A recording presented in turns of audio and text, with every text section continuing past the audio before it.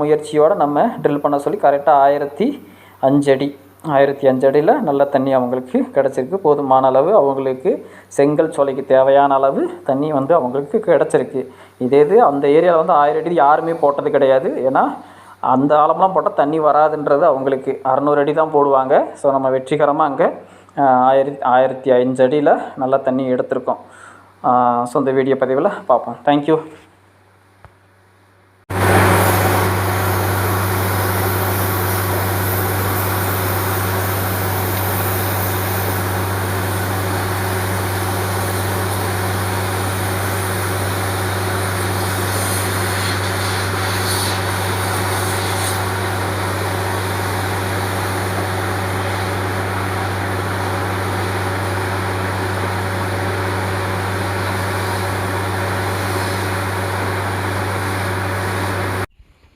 இப்போ நம்ம புதுசாக போட்ட போர் இது வந்து வாட்டர் டிவைனர் மாஸ் யூடியூப் சேனலில் வந்து அவரை பார்த்து அவர் மூலிமா அந்த போர் பாயிண்ட்டு நம்ம பார்த்துருக்கோம்.